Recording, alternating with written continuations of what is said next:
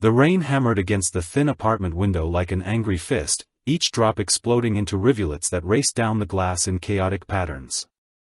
Marcus Chen stood motionless in the small living room, watching the storm unleash its fury on the world outside while his 80-year-old son Danny sat cross-legged on the worn carpet, carefully arranging his few toy soldiers in perfect formation. The apartment felt smaller tonight, somehow more fragile, as if the walls themselves knew what was coming. 3 cardboard boxes sat stacked by the door, containing everything they owned that mattered. Marcus had learned long ago to travel light, to keep possessions to the essentials, though he had never imagined he would need to apply that lesson to civilian life with his son depending on him. Danny looked up from his toys, his dark eyes reflecting the gray light filtering through the rain-streaked window. "Dad," he said quietly, his voice carrying that particular tone children use when they sense adult worry but cannot quite understand its source. "Are we really moving tonight?" Marcus turned from the window, forcing his expression into something resembling calm. The boy had inherited his mother's ability to read emotions, a gift that both blessed and complicated their life together. "Sometimes, son. Sometimes plans change quickly. Remember what we talked about being flexible?"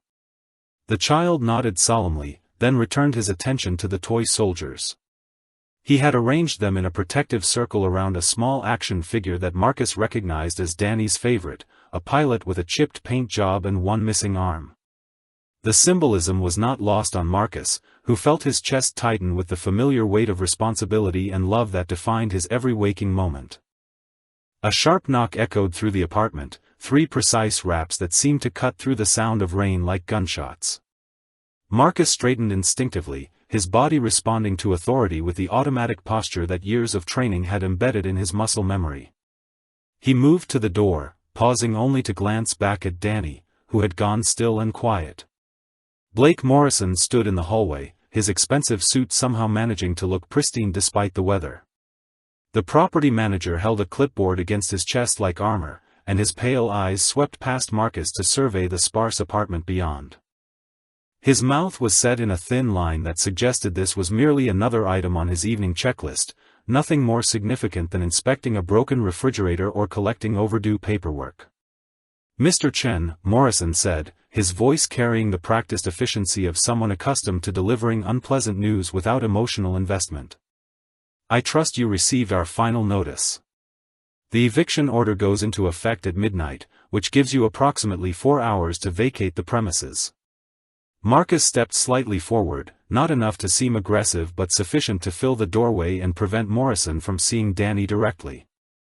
"I understand the timeline," he replied, keeping his voice level and respectful. "I was hoping we might discuss the possibility of an extension, given the weather conditions and the fact that my son is involved." Morrison glanced toward the window at the end of the hallway, where lightning briefly illuminated the rain striking the glass like silver bullets. His expression remained unchanged, as if the storm was merely an inconvenience rather than a potential danger for a father and child with nowhere to go.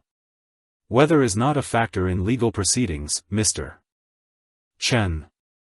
You had adequate notice and opportunity to address your rental obligations." The words hit Marcus like a physical blow, not because they were unexpected but because they confirmed what he had already known. Morrison was not a man who would be moved by appeals to compassion or common sense. He was a bureaucrat operating within a system that prioritized rules over people, efficiency over empathy.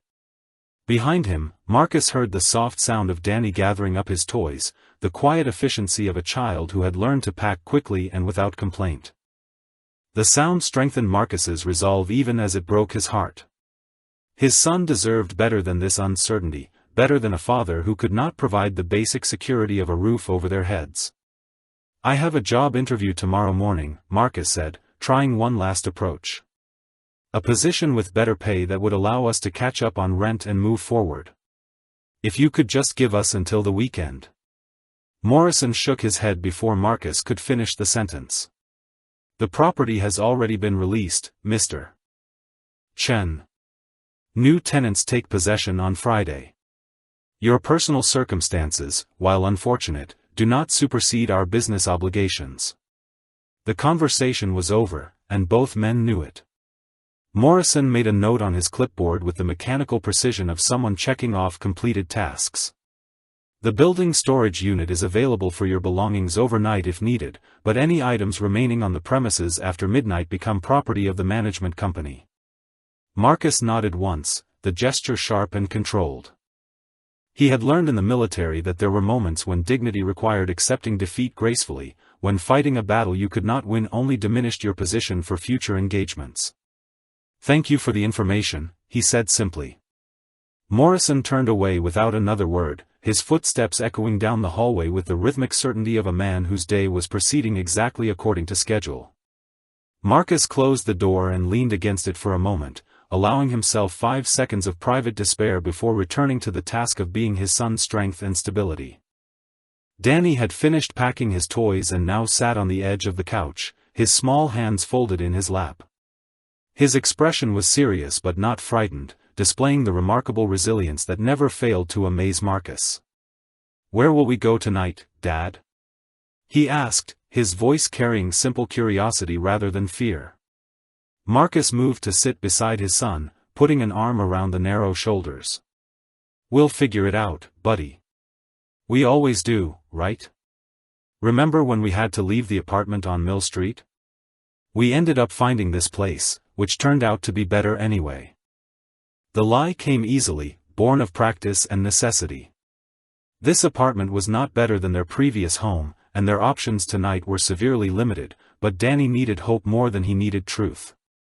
The boy leaned against his father's side, accepting the reassurance with the trust that Marcus worked every day to deserve. Outside, the storm showed no signs of diminishing. If anything, the wind was growing stronger, rattling the windows and sending sheets of rain against the building with increasing violence. Marcus found himself calculating distances to nearby shelters, evaluating the risks of walking through the storm versus staying in the building past midnight and facing potential trespassing charges. "We should start loading the car," he said finally, standing and extending his hand to Danny. "The sooner we get our things secured, the more time we'll have to find somewhere warm and dry for the night." Danny took his father's hand without hesitation, his small fingers wrapping around Marcus's palm with complete faith. As they began carrying boxes through the rain to their aging sedan, Marcus felt the familiar weight of determination settling over him like armor. He had faced worse situations than this, had overcome challenges that seemed impossible at the time. He would find a way through this crisis, just as he had found ways through all the others.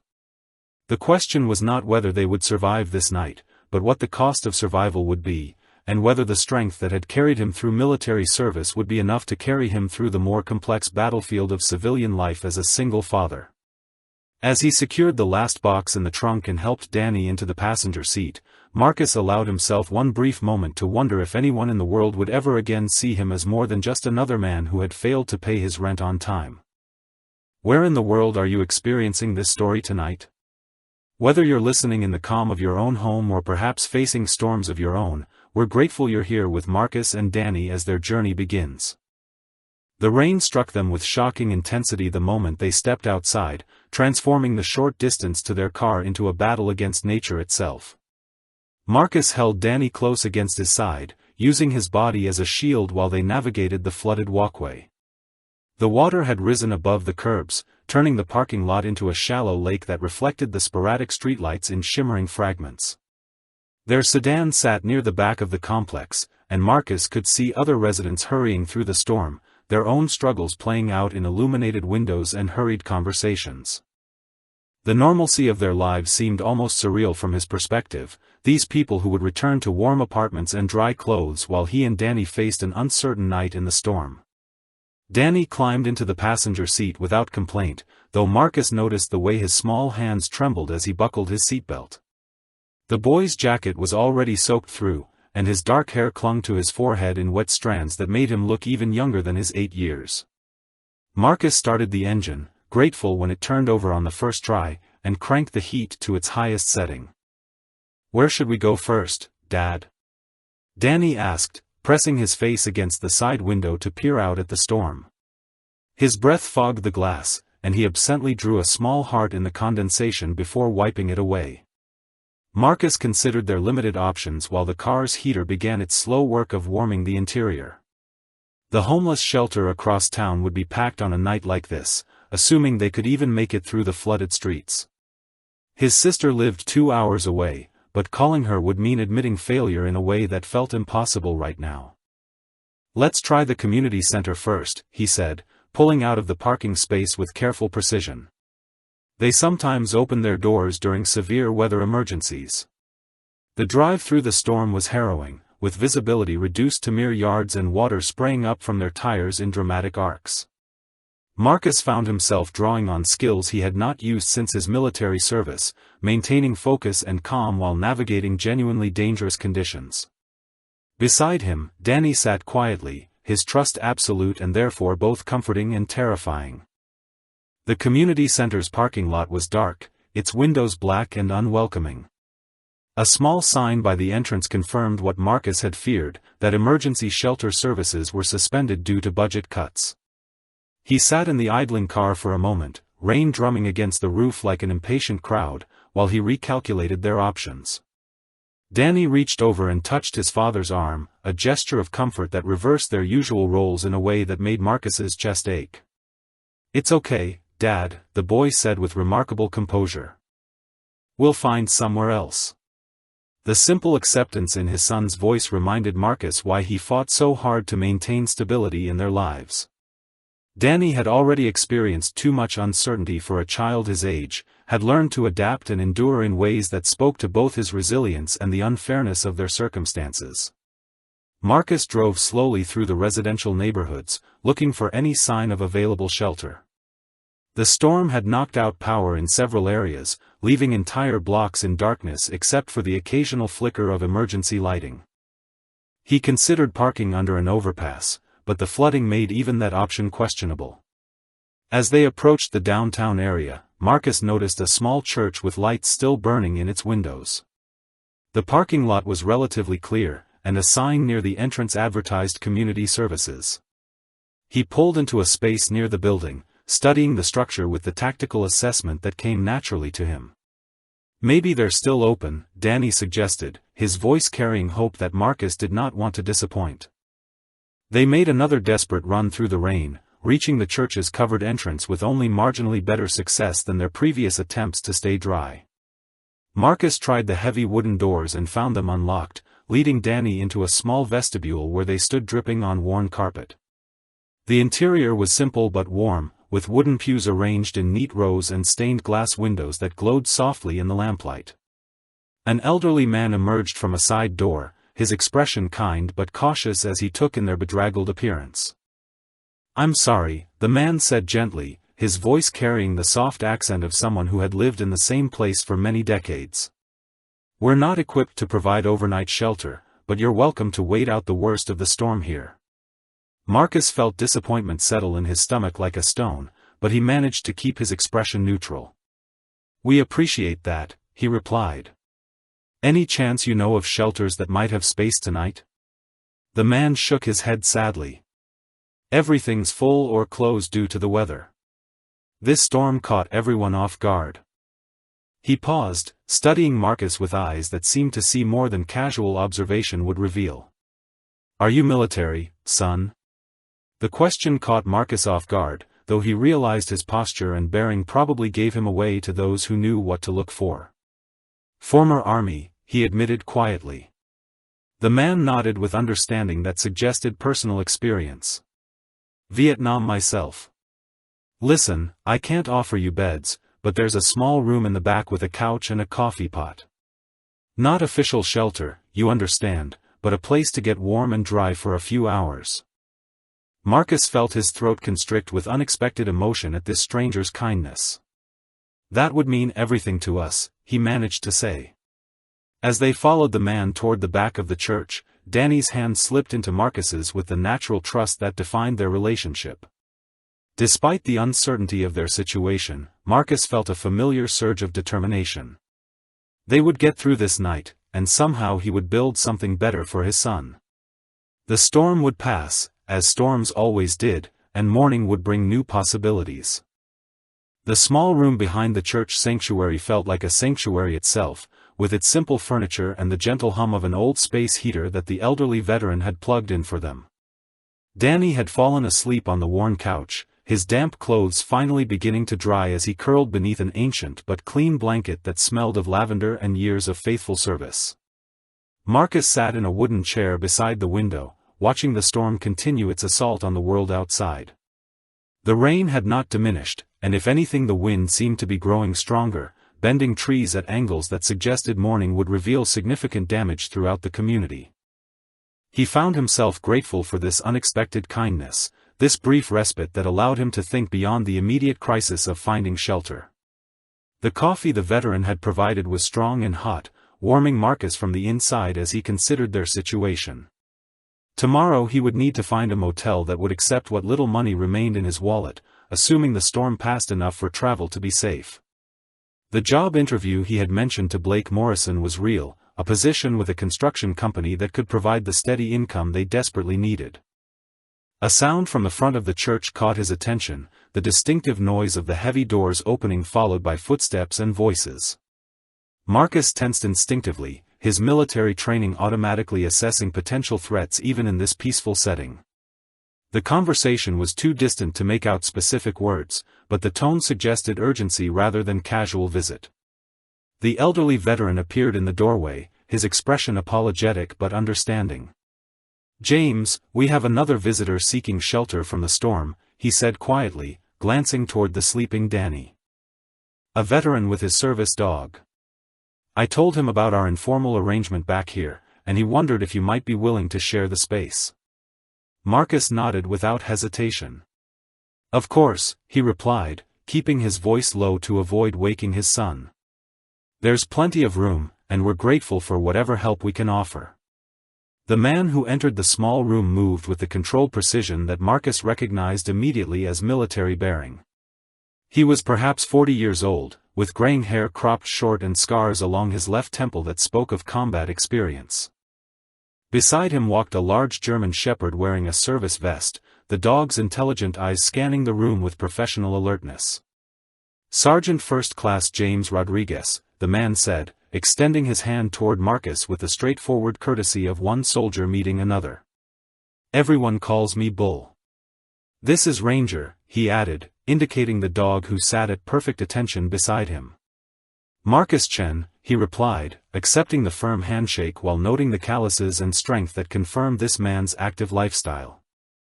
"Former Army medic. That's my son Danny on the couch." Rodriguez's eyes moved to the sleeping child, and something in his expression softened with understanding. "Rough night for traveling with a kid," he observed, settling into another chair while Ranger positioned himself strategically where he could monitor both the door and his handler. The conversation that followed felt natural in the way that only occurs between people who share common experience and mutual respect. Rodriguez explained that he lived in a small apartment across town but had been visiting a friend when the storm intensified beyond safe driving conditions.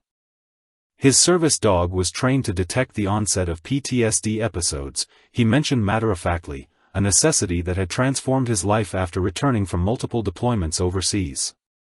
Marcus found himself sharing more than he typically would with a stranger, perhaps because the combination of exhaustion and stress had lowered his usual emotional barriers, or perhaps because Rodriguez's presence felt familiar in a way that civilian company rarely did. He spoke briefly about their eviction, about the challenges of single parenthood, about the constant balancing act between providing for Danny and being present in his life.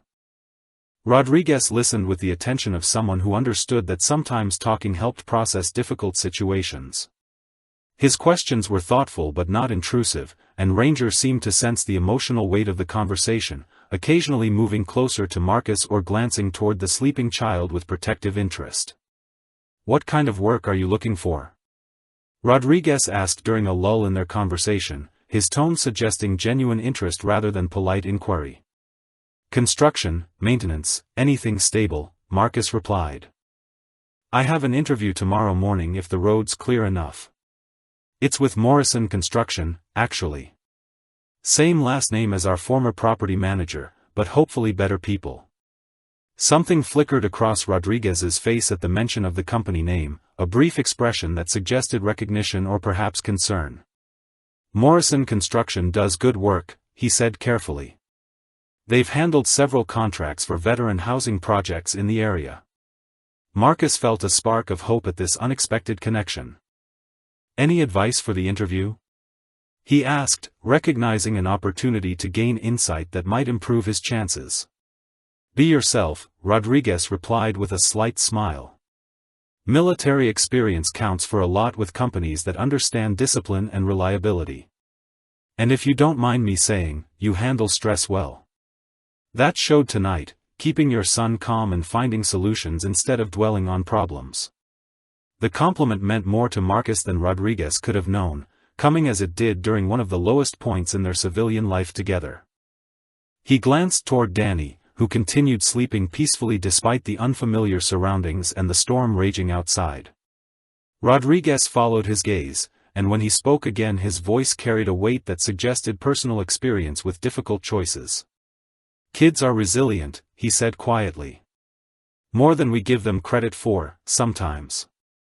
But they remember how we handle the hard times more than they remember the hard times themselves.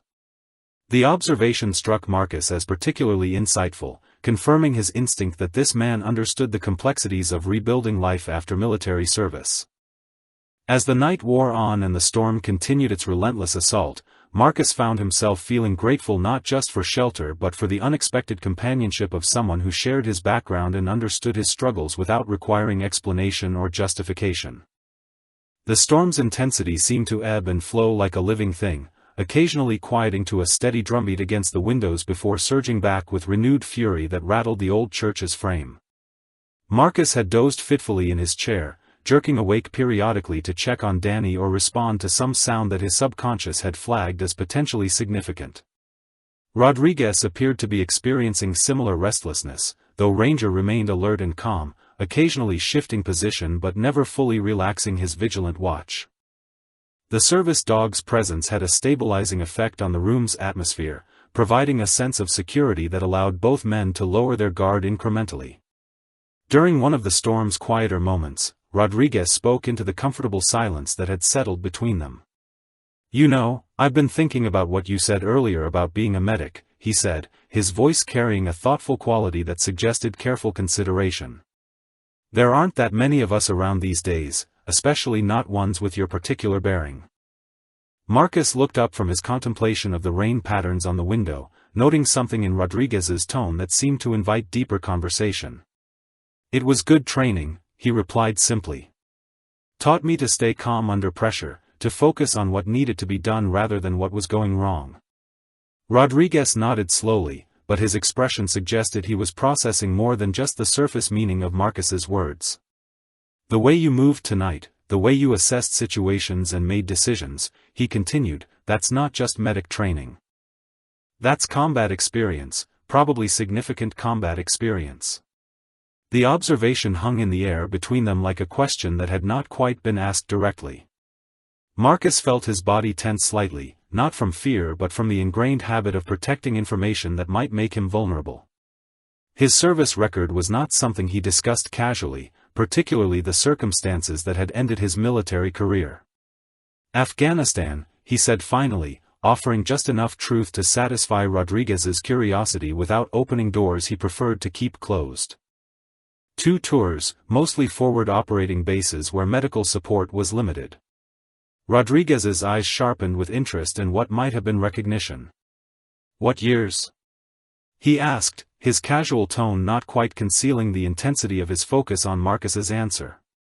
2010 to 2014, Marcus replied, noting how Rodriguez's posture had shifted almost imperceptibly, as if some piece of information had clicked into place in his mind. The silence that followed felt weighted with significance that Marcus could not quite identify. Rodriguez stared at him with an expression that suggested he was trying to solve a puzzle, his gaze moving from Marcus's face to his hands to the way he held himself even in relaxation. "FOB Chapman?" Rodriguez asked suddenly, the question emerging with sharp precision that cut through the casual nature of their previous conversation. Marcus felt his world tilt slightly, the familiar sensation that accompanied unexpected encounters with his past. Chapman had been one of the most dangerous assignments of his career, a forward operating base where medical personnel faced constant threat and where every day brought life-or-death decisions that left permanent marks on those who survived them. Yes, he said quietly, his voice carrying the weight of memories that he typically kept buried deep beneath the demands of civilian life and single parenthood. Rodriguez leaned forward in his chair, and Ranger immediately moved closer to his handler, sensing the change in emotional atmosphere that often preceded difficult revelations. "Jesus," he whispered, and Marcus could see him making connections that went beyond casual military camaraderie. "What unit were you attached to?" Rodriguez asked, though his tone suggested he might already know the answer or at least suspect it. Marcus hesitated, glancing toward Danny to ensure their conversation had not disturbed his son's sleep. The boy remained peacefully unconscious, curled beneath the blanket with the complete trust that had always amazed Marcus, even during their most difficult circumstances. "3rd Ranger Battalion," Marcus said finally, the words carrying him back to sand and heat and the constant presence of danger that had defined those years of his life. Rodriguez went completely still, his face cycling through expressions of disbelief, recognition, and something that might have been profound gratitude or overwhelming emotion. The change was so dramatic that even Ranger noticed, moving to position himself more protectively beside his handler. "Chen," Rodriguez repeated, his voice barely above a whisper. Marcus Chen, 3rd Ranger Battalion Medic, FOB Chapman, 2010 to 2014. The repetition of his information in Rodriguez's voice carried a weight that suggested this was more than casual military networking. Marcus felt his heartbeat accelerate as he realized they were approaching territory that might explain Rodriguez's intense interest in his background. "You know me," Marcus said, though it was more statement than question, a recognition that their meeting tonight was perhaps not as random as it had initially appeared. Rodriguez's hand moved unconsciously to his left shoulder, where Marcus could now see the edge of scarring beneath his shirt collar. "Know you?" Rodriguez said, his voice thick with emotion that years of military discipline could not quite contain. "Brother, you saved my life." The words hit Marcus like a physical blow, bringing with them a flood of memories that he had worked for years to process and integrate into his civilian identity. Images flashed through his mind, blood on sand, helicopters overhead, the weight of responsibility that came with being the person others depended on to keep them alive. Danny stirred slightly on the couch, and both men immediately lowered their voices, but the intensity of their connection had shifted into something far deeper than the casual camaraderie they had shared earlier in the evening. IED blast, September 15, 2012, Rodriguez continued, his voice steady now but carrying the reverence reserved for moments that define entire lives. "You pulled me out of a burning vehicle and kept me alive for 47 minutes until the medevac arrived." Marcus remembered now, the details flooding back with startling clarity despite the years that had passed and his efforts to move beyond the trauma of those experiences. Rodriguez had been barely conscious, his injury severe enough that survival had seemed unlikely, but Marcus had refused to give up, working with the focused determination that had defined his military service. The recognition transformed the small church room into something sacred, a space where past and present converged in ways that neither man could have anticipated when they first sought shelter from the storm. Rodriguez's eyes never left Marcus's face, as if he were memorizing features that had been burned into his memory during the most critical moments of his life but had grown unclear with time and trauma. Marcus felt the weight of that September day settling over him like a familiar burden, bringing with it the sounds and smells and desperate urgency that had defined those 47 minutes of keeping Rodriguez alive. He remembered the way Rodriguez had looked at him during the brief moments of consciousness, the trust and hope in his eyes that had motivated Marcus to push beyond his own limitations and exhaustion. "I made you a promise that day," Rodriguez said quietly, his voice carrying the solemnity of an oath that had shaped years of his life. "When you were working on me, keeping me conscious, I told you that if I survived I would find a way to repay what you did for me." Marcus shifted uncomfortably in his chair, uncomfortable with the debt-based language that Rodriguez was using to describe their shared experience. "You don't owe me anything," he replied firmly. "We were all doing our jobs over there. We looked out for each other because that's what soldiers do." Rodriguez shook his head with the intensity of someone who had spent years thinking about this exact conversation. "No, Brother, it was more than that. You could have moved on to other casualties, could have triaged me as too severely injured to save, but you didn't. You fought for me when everyone else had written me off. The memory of that decision came flooding back to Marcus with startling clarity. Rodriguez had indeed been critically injured, his chances of survival minimal even with immediate medical intervention. Standard triage protocols would have suggested focusing resources on soldiers with better prospects for recovery. But something about Rodriguez's determination to live, his fierce refusal to surrender, had compelled Marcus to continue fighting for him. Danny stirred on the couch, mumbling something in his sleep that might have been his father's name.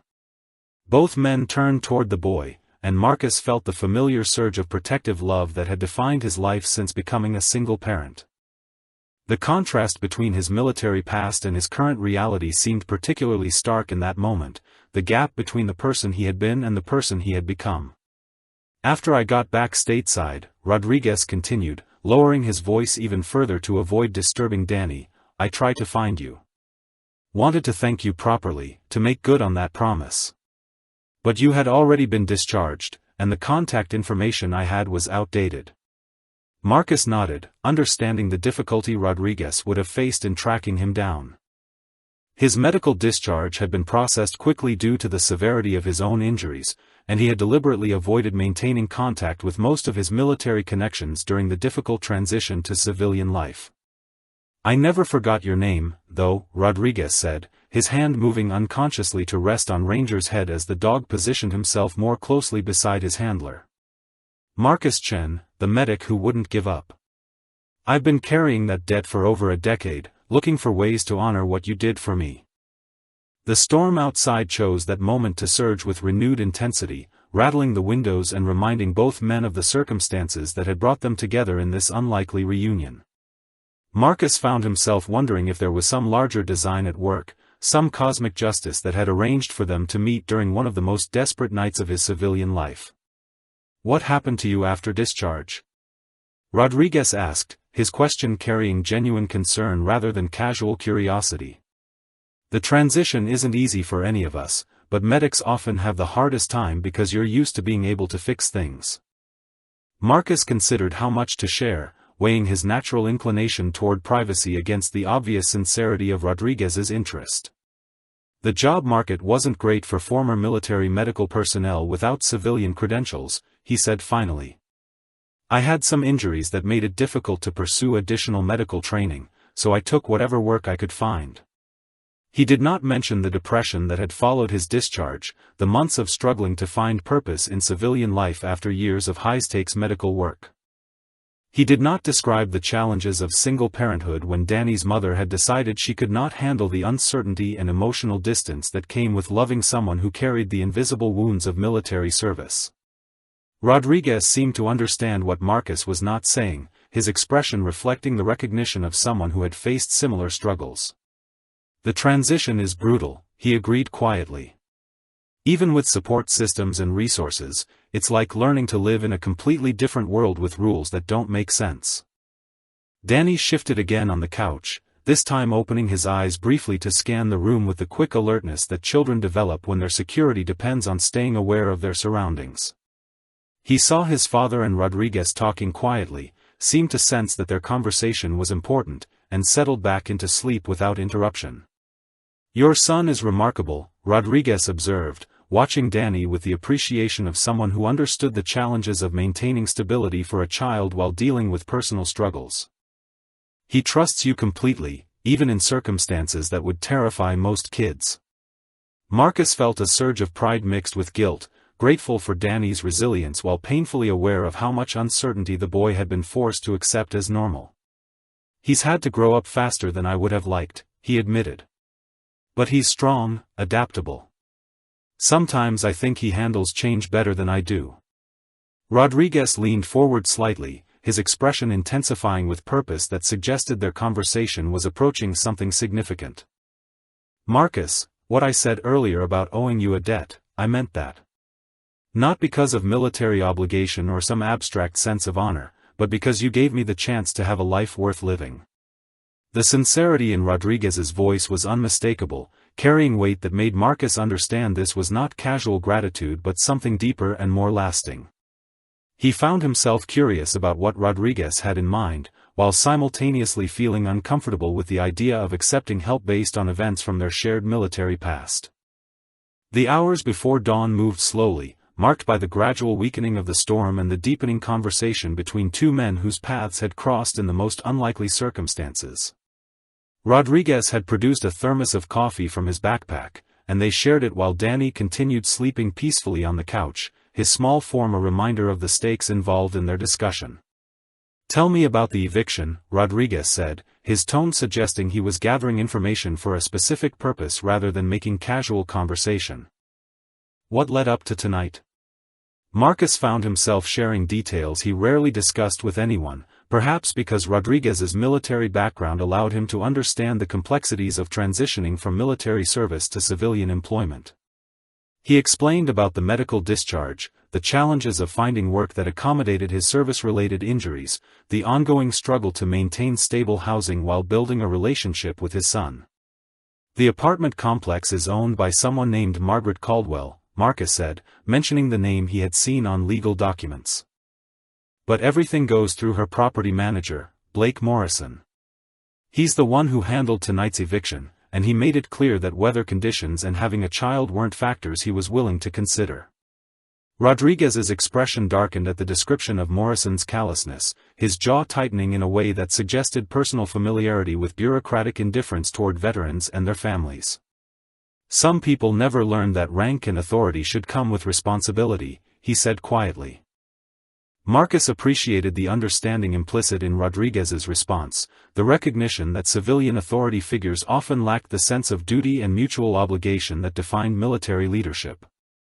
Morrison had treated their eviction as a simple business transaction, devoid of any consideration for the human cost of his decisions.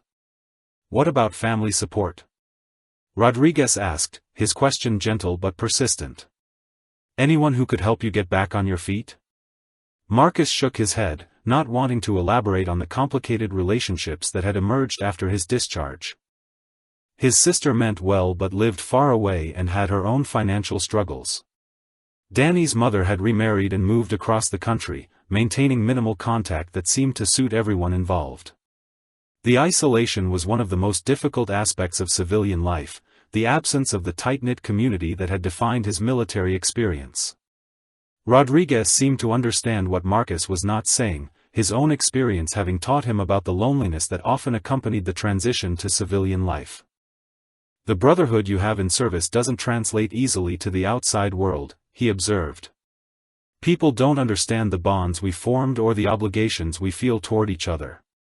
The observation was particularly relevant given their current situation, two veterans who had served together finding themselves reunited during a crisis that highlighted the ongoing challenges they both faced in civilian life. Marcus felt grateful for Rodriguez's presence, not just because of the practical assistance he was providing but because of the reminder that he was not as alone as he often felt.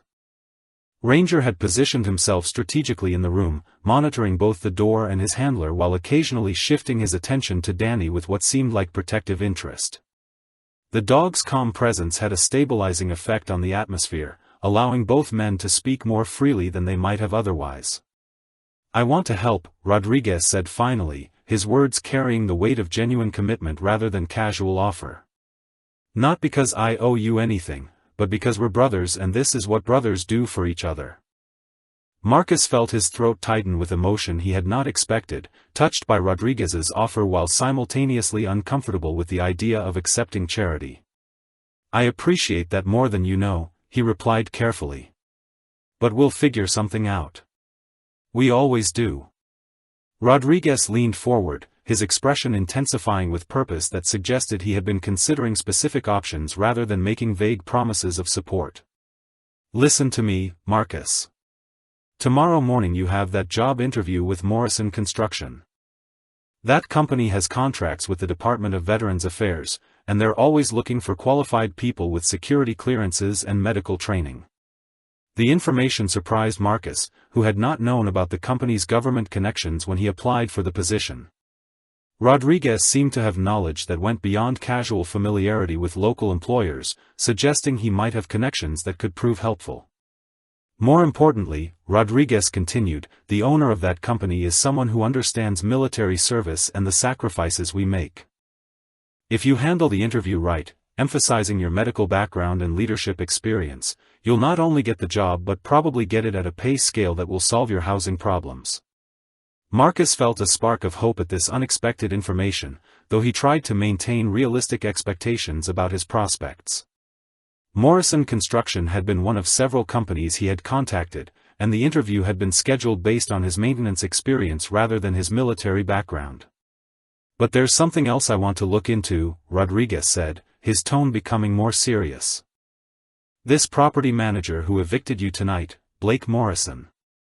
I'm wondering if he's related to the Morrison who owns the construction company, and if so, whether his treatment of veterans might be something the owner needs to know about. The possibility had not occurred to Marcus, though the shared surname was certainly suggestive. If Rodriguez was right, Blake Morrison's callous treatment of a veteran and his child might indeed be something his relative would want to address, particularly if the construction company valued its relationship with veteran employees. Have you ever felt like the universe was trying to tell you something? Rodriguez asked, glancing toward the window where the first hints of dawn were beginning to show through the storm clouds. Because tonight feels like more than coincidence to me. Marcus followed his gaze, noting how the rain had finally begun to diminish and the wind no longer rattled the windows with quite the same intensity. The storm was passing, just as storms always did, but its aftermath would bring changes that neither of them could fully anticipate. What resonates with you most about stories of second chances and unexpected help? Have you ever experienced a moment when someone from your past appeared just when you needed them most? We'd love to hear your thoughts as we continue this journey with Marcus and Danny. Dawn broke with the tentative quality of sunlight filtering through dissipating storm clouds, casting long shadows across the church room where three unlikely companions had weathered the night together. Danny stirred first, his internal clock more reliable than any alarm, and sat up on the couch with the quick alertness that children develop when their security depends on staying aware of changing circumstances. "Good morning, buddy," Marcus said softly, moving to sit beside his son while Rodriguez gathered his belongings with the efficient movements of someone accustomed to quick departures. "How did you sleep?" Danny stretched and looked around the room with curiosity rather than confusion, taking in Rodriguez and Ranger with the easy acceptance that had always amazed Marcus. The boy seemed to possess an intuitive understanding of when adults could be trusted, a skill that served him well given the uncertainty that often defined their living situations. "Is the storm over?" Danny asked, moving to the window where morning light revealed a world transformed by the night's violence. Tree branches littered the parking lot, and standing water reflected the clearing sky like scattered mirrors across the landscape. Rodriguez joined them at the window, his expression thoughtful as he surveyed the storm's aftermath. "Looks like the worst has passed," he said, then turned to Marcus with purpose that suggested their conversation from the night before had crystallized into specific plans. "You still planning on that job interview this morning?" Marcus checked his watch, noting that he had less than 3 hours to prepare for what might be the most important job interview of his civilian life. "If the roads are clear enough to get there," he replied, though he was already calculating the challenges of arriving presentable after spending the night in a church shelter. Rodriguez reached into his backpack and pulled out a business card, handing it to Marcus with the gravity of someone sharing valuable intelligence. "That's my contact information, but more importantly, there's a phone number on the back for Margaret Caldwell, the woman who owns your former apartment complex." Marcus studied the card with confusion, wondering how Rodriguez had obtained direct contact information for someone he had only mentioned in passing during their conversation. The name was printed in elegant script beneath a logo for Caldwell Properties, suggesting this was official business contact rather than casual acquaintance. "I made some calls while you were sleeping," Rodriguez explained, noting Marcus's questioning expression. "Turns out Margaret Caldwell is a retired Army colonel who has been advocating for veteran housing rights for the past 15 years. She's also the person who recommended Morrison Construction for several VA contracts." The information hit Marcus like a revelation, transforming his understanding of the previous night's events from random misfortune to something that might have deeper connections and implications. If Rodriguez was correct, the woman who ultimately owned responsibility for his eviction was herself a veteran who should understand the challenges he faced. More interesting is the connection I discovered between Blake Morrison and the construction company, Rodriguez continued, his tone carrying the satisfaction of someone who had uncovered significant intelligence. Blake is Margaret Caldwell's nephew, and according to my source, she's been concerned about complaints regarding his management style and treatment of tenants. Danny had been listening to their conversation with the focused attention that children develop when adult discussions might affect their lives directly. "Dad," he said quietly, "does this mean we might be able to go back to our apartment?" Marcus felt his heart constrict at the hope in his son's voice, knowing how dangerous it was to build expectations that might not be fulfilled. He looked at Rodriguez, seeking guidance about how much optimism was warranted based on these new revelations. "I think it means we have options we didn't know about last night," Rodriguez replied diplomatically, addressing Danny directly with the respect he would show an adult. "Sometimes information changes everything, and your dad is about to have a very interesting day." Rodriguez's phone buzzed with an incoming message, and he checked it with the quick efficiency of someone accustomed to staying connected and responsive. "That's my contact confirming that Margaret Caldwell will be at the Morrison construction offices this morning for a scheduled meeting about their upcoming projects," he said, looking up at Marcus with significant emphasis. The timing seemed too convenient to be coincidental, suggesting that Rodriguez had done more than simply make casual inquiries during the night.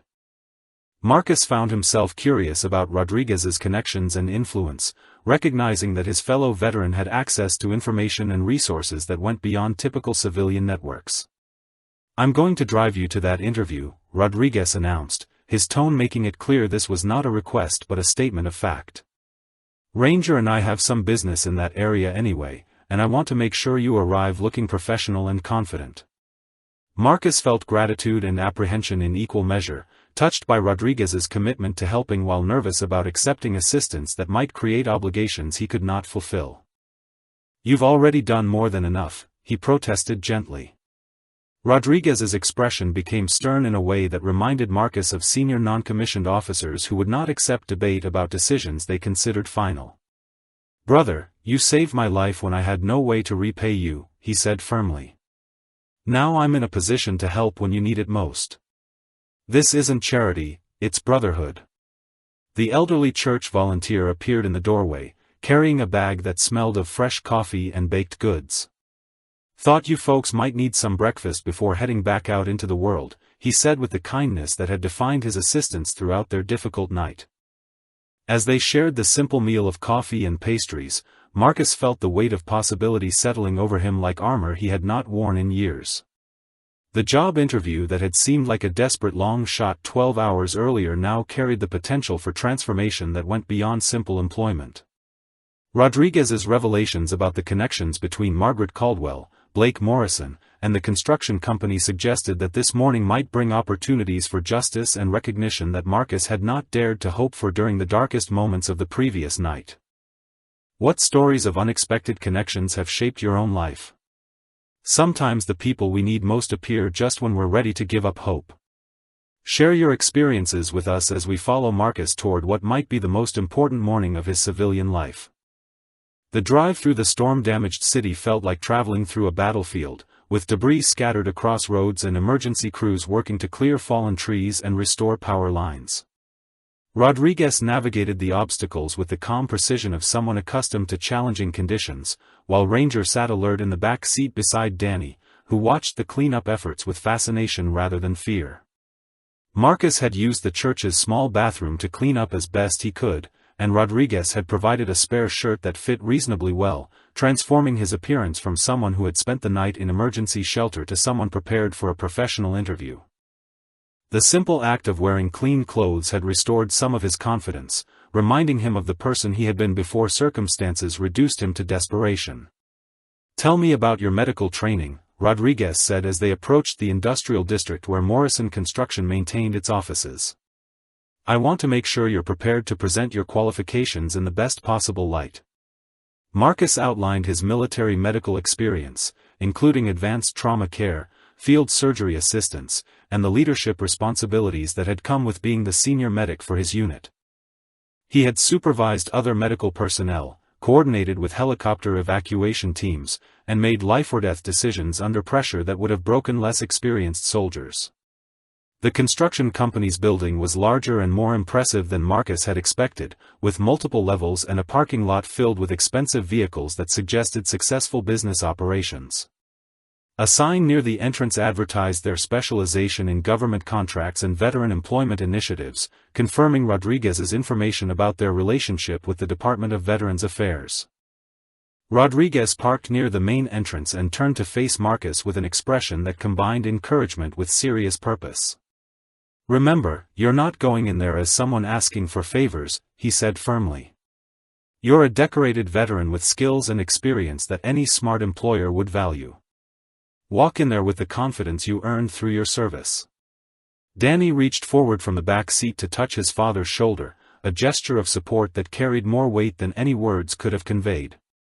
"Good luck, Dad," he said simply, his faith in his father's abilities absolute and unwavering. Marcus felt emotion tighten his throat as he prepared to leave the security of Rodriguez's vehicle for what might be the most important hour of his civilian life. The job interview represented more than just employment, it was an opportunity to rebuild the stability and dignity that military service had given him and that civilian life had slowly eroded. Rodriguez's phone buzzed with another message, and he checked it with the quick attention he had shown to communications throughout the morning. "Margaret Caldwell just arrived," he reported, his tone suggesting this information was significant to their plans. "She's meeting with the company owner in about 30 minutes. The timing created additional pressure for Marcus, knowing that his interview might overlap with discussions that could affect his future in ways he could not yet fully understand. He gathered his limited paperwork, primarily his discharge documents and references from his maintenance jobs, wishing he had more concrete evidence of his capabilities and achievements. "I'll be waiting right here when you're finished," Rodriguez assured him, his commitment unwavering despite the uncertainty about how long the interview might take. "Take your time and remember that you've already survived much worse situations than a job interview." Marcus approached the building's entrance with measured steps, his military bearing automatically asserting itself as he prepared to present himself for evaluation. The lobby was modern and professional, with photographs on the walls showing construction projects and what appeared to be company executives meeting with uniformed military personnel. A receptionist directed him to the second floor, where he was greeted by a middle-aged woman who introduced herself as Linda Harrison, the Human Resources Director. Her manner was professional but warm, and she seemed genuinely interested in his background as she led him toward a conference room where the interview would take place. The conference room's windows provided a view of the parking lot where Rodriguez's vehicle was clearly visible, offering Marcus a small measure of comfort knowing his support system remained close by.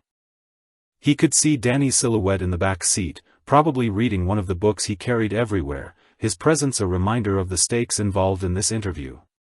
"Before we begin," Linda Harrison said, settling into her chair across from Marcus, "I should mention that our company owner, Robert Morrison, will be joining us shortly. He makes it a point to personally interview all potential employees who have military medical backgrounds." The information suggested that Marcus's qualifications were being taken more seriously than he had dared to hope, though he wondered if Rodriguez's behind-the-scenes activities had influenced the interview process in ways he had not been told about. Regardless of the circumstances, he was determined to present himself honestly and professionally. "Tell me about your transition from military to civilian employment," Linda Harrison said, beginning the formal interview process. "What challenges have you faced, and how have you worked to overcome them?" Marcus chose his words carefully, describing the difficulties of translating military medical experience into civilian job qualifications while avoiding any mention of the depression and isolation that had complicated his early years after discharge. He focused on his adaptability, his work ethic, and his commitment to providing stability for his son. The door opened during his response, and Robert Morrison entered the conference room with the confident bearing of someone accustomed to leadership responsibility. He was perhaps 50 years old, with graying hair and the firm handshake that Marcus associated with successful business executives who understood the value of military experience. "Mr. Chen," Robert Morrison said, settling into a chair with obvious interest in continuing the conversation. "Linda has been telling me about your medical background. We're always looking for people with your training and security clearance level, particularly for our government contract work." The interview continued with increasing intensity and focus, covering Marcus's technical qualifications, his leadership experience, and his ability to work under pressure. Robert Morrison asked detailed questions about specific medical procedures and crisis management, demonstrating knowledge that suggested either military background or extensive experience working with veteran employees. As they discussed potential positions and salary ranges that exceeded Marcus's most optimistic expectations, he found himself wondering if Rodriguez's intervention had created this opportunity or if his own qualifications were finally being recognized at their true value for the first time since his discharge. The interview was progressing better than Marcus had dared to hope when a knock interrupted their discussion about salary and benefits. Linda Harrison opened the door to reveal an older woman in a crisp business suit, her posture and bearing immediately recognizable to Marcus as military even before any introductions were made. "Robert, I apologize for the interruption," the woman said, her voice carrying the authority of someone accustomed to command decisions. "But I need to discuss an urgent matter regarding one of my properties and your family's management practices." Robert Morrison stood immediately, his expression shifting to concern as he recognized the gravity in her tone. "Margaret, of course. Marcus, I'd like you to meet Colonel Margaret Caldwell, retired Army, and one of our most valued business partners." Marcus felt his world tilt as he realized he was face to face with the woman who ultimately controlled his housing situation, the person whose property manager had evicted him and Danny into the storm the previous night. He stood with automatic military courtesy, his training overriding his personal emotions as he processed this unexpected development. Colonel Caldwell's eyes moved to Marcus with sharp assessment, taking in his bearing, his posture, and the unmistakable signs of military service that civilian employers often overlooked. Her expression suggested she was making connections that went beyond casual observation. "Mr. Chen," Robert Morrison continued, apparently unaware of the tension crackling through the room, "is interviewing for our senior medical technician position. He has extensive combat medical experience and outstanding references." Margaret Caldwell's attention focused entirely on Marcus, her gaze carrying the intensity of someone solving a complex puzzle. "Chen," she repeated thoughtfully. "Marcus Chen. Where did you serve, soldier?" "Afghanistan, ma'am," Marcus replied, his military bearing asserting itself automatically in response to her command presence. 3rd Ranger Battalion, forward operating bases, primarily medical support operations. The change in Margaret Caldwell's expression was immediate and dramatic, recognition flooding her features as pieces of information clicked into place in her mind. She moved closer to Marcus, studying his face with the intensity of someone confirming a crucial identification. "FOB Chapman," she said, and it was not a question but a statement that carried weight and significance Marcus could not immediately understand. "Yes, ma'am," he confirmed, wondering how she could have known about his specific assignment and what it meant for his current situation. Margaret Caldwell turned to Robert Morrison with an expression that combined urgency with barely controlled anger. "Robert, I need to speak with you privately about Blake's management of my properties, particularly his treatment of veteran tenants. This matter cannot wait." The tension in the room had become palpable, and Marcus found himself caught between confusion about the connections being revealed and growing concern about how his military service record was becoming entangled with his housing crisis and job interview. "Actually," Margaret Caldwell said, her attention returning to Marcus with renewed intensity, "I think Mr. Chen should be part of this conversation. His experience last night is directly relevant to the issues we need to address." Marcus felt his heart rate accelerate as he realized that Margaret Caldwell somehow knew about his eviction, though he could not understand how that information had reached her or why it would be relevant to her business relationship with Morrison Construction. Robert Morrison looked between Margaret Caldwell and Marcus with obvious confusion, clearly sensing undercurrents he did not fully understand. "Margaret, perhaps you could explain what's happening here?" he said carefully. Margaret Caldwell's expression hardened with the resolve of someone preparing to address a serious breach of trust and responsibility. Your nephew Blake evicted this man and his 80-year-old son into last night's storm without any consideration for their circumstances or his military service record. What Blake doesn't know, and what I'm only now realizing, is that Marcus Chen is one of the most decorated combat medics in recent military history. The words hit the room like an explosion, transforming Marcus from job applicant to someone whose military achievements were apparently known to a retired Army colonel. He felt exposed and vulnerable, uncertain about how his service record had become public knowledge or what implications this revelation might have. Robert Morrison's expression shifted to alarm as he processed the information about his nephew's actions and their potential impact on the family-business relationships that were clearly important to their success. Blake evicted a decorated veteran? He asked, his voice carrying disbelief and growing anger.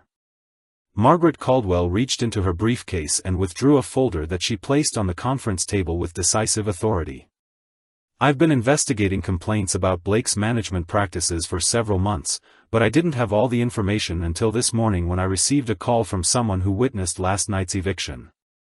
Marcus realized that Rodriguez must have contacted Margaret Caldwell, though he was amazed by his fellow veterans' connections and ability to mobilize support so quickly. The intervention felt surreal, transforming his desperate situation into something that might result in justice and recognition.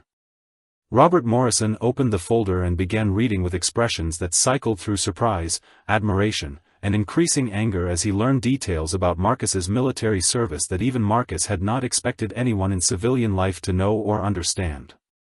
Bronze Star with Valor, Robert Morrison read aloud, his voice carrying new respect and understanding. Purple Heart. Combat Medical Badge with 2 oak leaf clusters. Multiple commendations for heroism under fire and life-saving medical intervention. Marcus felt heat rise in his cheeks at having his military decorations discussed in this context, uncomfortable with the attention even as he recognized that his service record was apparently opening doors that had been closed to him throughout his civilian career. Margaret Caldwell's anger was now clearly directed toward her nephew rather than anyone present in the room. Blake evicted a Bronze Star recipient and his child into a dangerous storm because of rental payment difficulties, she said, her voice carrying the controlled fury of someone whose values had been profoundly violated. The revelation transformed the entire dynamic of Marcus's morning, turning a job interview into something much larger and more significant than he could have imagined when Rodriguez had driven him to the building less than an hour earlier. The silence that followed Margaret Caldwell's revelation stretched through the conference room like a held breath, broken only by the sound of Robert Morrison continuing to read through Marcus's military file with expressions of increasing amazement and respect. Marcus stood at attention without conscious thought, his body responding to the formal atmosphere with the discipline that years of service had embedded in his muscle memory. "Tell him about September 15, 2012, Margaret Caldwell said quietly, her voice carrying the reverence reserved for moments that define entire lives and careers. Tell him about the 47 minutes that saved James Rodriguez and 3 other Rangers when everyone else had given up hope." Marcus felt his chest tighten with the familiar weight of memories he typically kept buried beneath the demands of civilian life and single parenthood. That day had been the defining moment of his military career, the situation that had tested every aspect of his training and character while cementing his reputation among the special operations community. Robert Morrison looked up from the file, his expression reflecting the awe of someone encountering genuine heroism for perhaps the first time in his business career. "Mr. Chen, it says here that you performed field surgery under direct enemy fire for nearly an hour, saving the lives of multiple critically wounded soldiers when evacuation was impossible." The clinical description failed to capture the reality of that September afternoon, the desperate improvisation with limited supplies, the weight of responsibility for keeping men alive through sheer determination and skill when conventional medical wisdom suggested their injuries were too severe for survival in field conditions. Marcus shifted uncomfortably under the intensity of their attention, preferring to let his service record speak for itself rather than reliving the details of experiences that had marked him in ways both visible and invisible. "Those men deserve to go home to their families," he said simply. "That's what medics do." Margaret Caldwell's eyes softened with understanding that suggested personal familiarity with the modest way that genuine heroes typically described their most significant achievements. She had clearly encountered such understatement before, probably during her own decades of military service. What Marcus isn't telling you, Margaret Caldwell continued, addressing Robert Morrison while maintaining eye contact with Marcus, is that James Rodriguez has spent over a decade trying to find him, trying to repay a debt that Marcus probably doesn't even consider real. The mention of Rodriguez's name confirmed Marcus's suspicion that his fellow veteran had orchestrated this morning's revelations, though he remained amazed by the speed and effectiveness with which Rodriguez had mobilized support from people Marcus had never met. Robert Morrison closed the military file and leaned back in his chair, his expression reflecting someone processing information that fundamentally changed his understanding of the situation.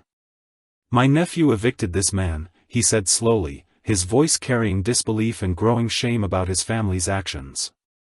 Margaret Caldwell's expression hardened with renewed anger as she considered the implications of Blake Morrison's treatment of Marcus and Danny.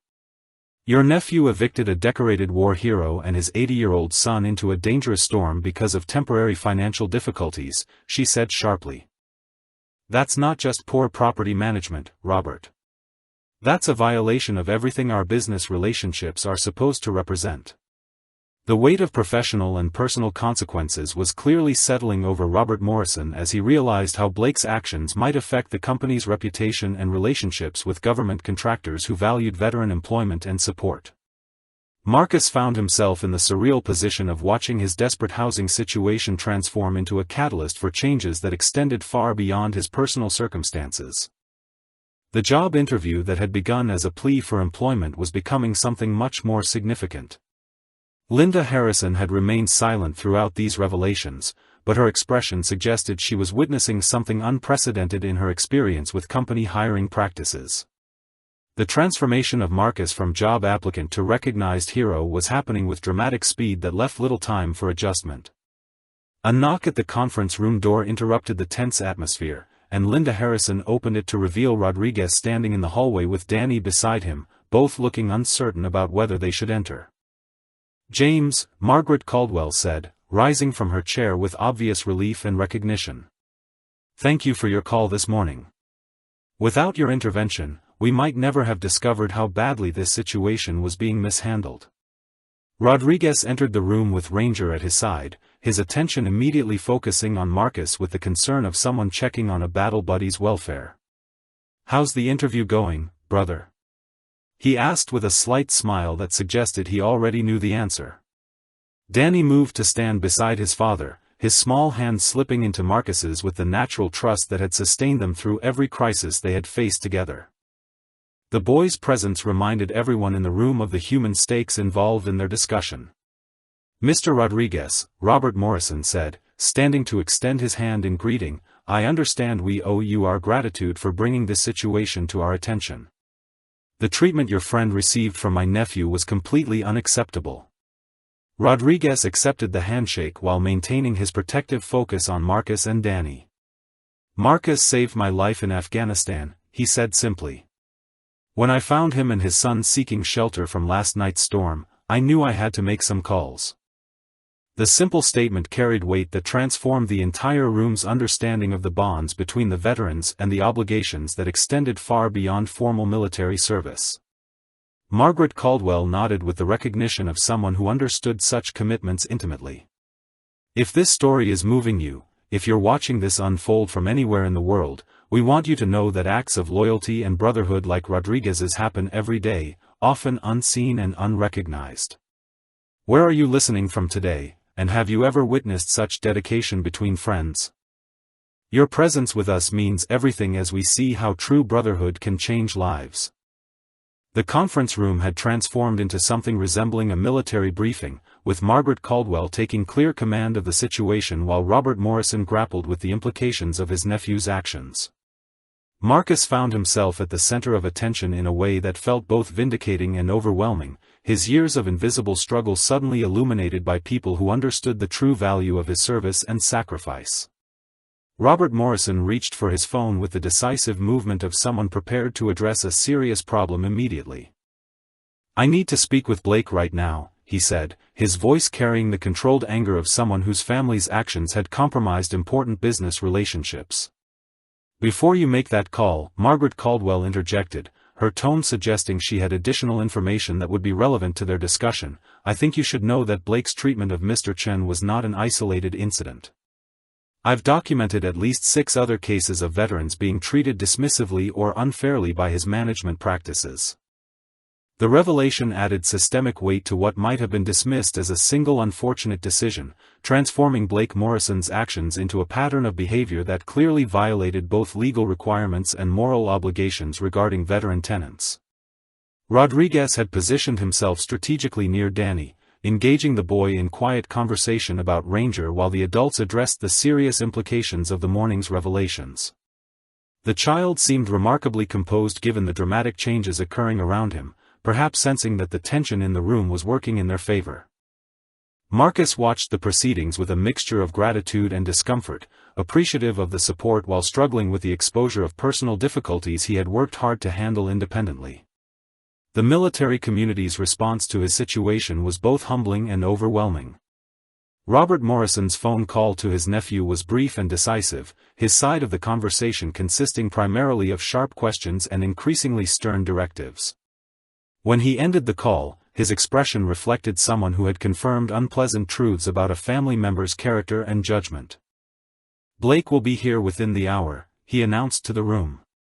"He's going to personally apologize to Mr. Chen and explain how he plans to rectify this situation immediately." Margaret Caldwell's expression suggested she had her own plans for addressing Blake Morrison's management failures, plans that would likely extend beyond simple apologies to fundamental changes in how her properties were administered. "Marcus," Linda Harrison said, speaking for the first time since the revelations had begun transforming the interview into something much larger, "I think we can safely say that you're exactly the kind of employee Morrison Construction wants to hire. We'd like to offer you the senior medical technician position at a salary that reflects your qualifications and experience." The job offer represented more than employment, it was recognition of his worth as a professional and validation that his military experience had value in civilian life. Marcus felt emotion tighten his throat as he realized that financial stability might finally be within reach. "But that's not all," Robert Morrison added, his tone suggesting additional developments that had emerged from the morning's discussions. "We've been looking for someone to head our new Veteran Services Division, a position that would involve liaison work with the VA and oversight of our veteran employment initiatives." The additional opportunity stunned Marcus, representing a career path that would utilize his military background in ways he had never imagined possible during his struggles with civilian employment. The position would provide not just income but purpose that connected directly to his service experience. Danny had been listening to the adult conversation with the focused attention that children develop when they sense their lives are about to change significantly. "Dad," he said quietly, "does this mean we can have our own apartment again?" Marcus knelt beside his son, his heart full with the realization that their desperate situation was transforming into opportunities that exceeded his most optimistic hopes. "It means we're going to have something even better, buddy," he replied, his voice thick with emotion he could no longer contain.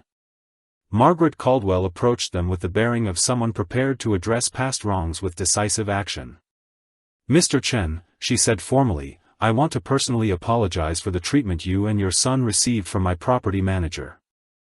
Blake's actions violated both company policy and my personal values regarding veteran support." She paused, her expression softening with genuine concern for their welfare. "More importantly, I'd like to offer you and Danny a permanent apartment in one of my premium properties, rent-free for the first year while you establish yourself in your new position."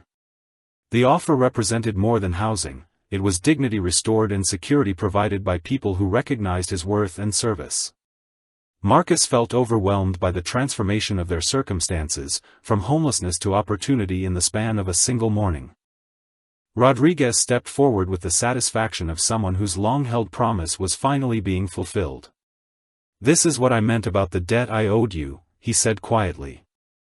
"Not charity, not pity, but recognition of who you really are and what you've contributed." The sound of approaching footsteps in the hallway announced Blake Morrison's arrival, and Margaret Caldwell's expression hardened with the resolve of someone prepared to demand accountability from a subordinate whose actions had violated trust and damaged relationships. As the door opened to reveal the property manager who had evicted them less than 12 hours earlier, Marcus straightened with the quiet dignity that had sustained him through every challenge of his military and civilian life. He was no longer the desperate man pleading for understanding in a storm. He was a decorated veteran whose worth was finally being recognized by people who mattered.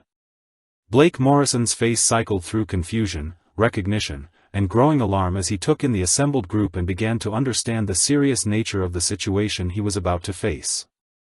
Blake Morrison entered the conference room with the confident stride of someone accustomed to authority, but his expression shifted rapidly as he recognized Marcus and began processing the unexpected gathering of people whose presence suggested serious consequences for his actions. The property manager's eyes moved from his uncle to Margaret Caldwell to the military file still open on the conference table, and Marcus could see understanding dawn in his features. "Blake," Margaret Caldwell said with the controlled authority of someone delivering judgment that had been carefully considered, "I believe you know Mr. Chen and his son Danny. You evicted them into last night's storm without any consideration for their circumstances or his military service record." Blake Morrison's confident demeanor crumbled as he realized the full implications of his situation, his gaze moving to Marcus with what might have been recognition of the gravity of his error. The man he had dismissed as just another tenant behind on rent was sitting in a business meeting with some of the most influential people in his professional network.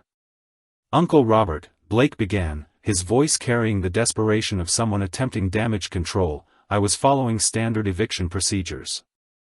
I had no way of knowing about his military background." Margaret Caldwell's expression hardened with the cold fury of someone whose values had been profoundly violated by a subordinate's actions. "That's exactly the problem, Blake," she replied sharply. "You treated a veteran and his child as nothing more than a business transaction without any consideration for their humanity or circumstances." Robert Morrison's disappointment in his nephew was evident in his posture and expression, the weight of family shame combining with professional embarrassment about actions that had damaged important business relationships. "Blake, your treatment of Mr. Chen was not just morally wrong, it was a violation of our company's commitment to veteran support." Marcus found himself in the unprecedented position of watching someone who had wielded arbitrary power over his life being held accountable by people who understood his true worth and service. The reversal felt surreal after years of being dismissed and overlooked by civilian authority figures. Danny had moved closer to his father, sensing the serious nature of the adult conversation while maintaining the composed demeanor that never failed to amaze Marcus. The boy's presence served as a reminder of the human cost of Blake Morrison's callous decision-making. Rodriguez stood with Ranger beside the window, his satisfied expression reflecting someone whose long-held promise was finally being fulfilled through the recognition and justice Marcus was receiving. The intervention he had orchestrated was succeeding beyond what any of them could have imagined 12 hours earlier. "Mr. Chen," Blake Morrison said, turning to face Marcus directly with obvious reluctance, "I want to apologize for the way I handled your situation last night. I should have been more understanding about your circumstances." The apology felt hollow and insufficient given the trauma Blake had inflicted on Danny and the desperate night they had spent seeking shelter, but Marcus recognized it as a necessary step in the process of accountability and change. "An apology is a start," Margaret Caldwell interjected before Marcus could respond, "but it doesn't address the systematic problems with your property management approach or the other veterans who have been treated unfairly under your supervision." The reference to additional cases confirmed that Blake Morrison's treatment of Marcus was part of a larger pattern of behavior that would require comprehensive correction rather than simple acknowledgement of error. "Blake," Robert Morrison said with the finality of someone making irreversible decisions, "effective immediately you're being reassigned within the company to a position where you'll receive additional training on veteran affairs and tenant relations. Margaret will be bringing in new management for her properties." The consequences represented justice for Marcus while providing opportunity for Blake Morrison to learn from his mistakes and develop greater empathy for the people affected by his decisions. Marcus felt a profound sense of closure as he watched the man who had treated him with such dismissive cruelty being held accountable by people who recognized his worth and service. The transformation of his circumstances felt complete, from desperation to recognition in less than 24 hours. Linda Harrison addressed Marcus with the warmth of someone welcoming a valued new colleague. "When would you like to start your new position, Mr. Chen?" We're excited to have someone with your background leading our Veteran Services Division. The question represented the final piece of his transformation, the moment when his military experience stopped being a source of civilian employment difficulty and became the foundation for meaningful work that would help other veterans navigate their own transitions. Margaret Caldwell approached Danny with the kindness of someone who understood that children remember how adults treat them during difficult times. "Young man," she said gently, "I want you to know that you and your father will never have to worry about housing again as long as I'm in business." Danny looked up at her with the serious expression that made him seem older than his 8 years. "Thank you for helping my dad," he said with simple dignity that brought tears to several adult eyes in the room. As they prepared to leave the building that had hosted Marcus's transformation from desperate job seeker to recognized hero, Rodriguez placed a hand on his shoulder with the satisfaction of someone whose decade-long promise had finally been fulfilled. "The promise I made in Afghanistan," Rodriguez said quietly, "was that I would find a way to repay what you did for me. Today proves that brotherhood doesn't end when military service does." Marcus looked around the conference room at the people who had changed his life in a single morning, from Margaret Caldwell's justice to Robert Morrison's opportunity to Rodriguez's unwavering loyalty. Their recognition had restored not just his circumstances but his sense of worth and purpose. 3 months later, Marcus stood in the lobby of Morrison Construction wearing a business suit and carrying the confident bearing of someone whose true value was finally being utilized. Danny waited beside him, ready for their evening together in the comfortable apartment that Margaret Caldwell had provided.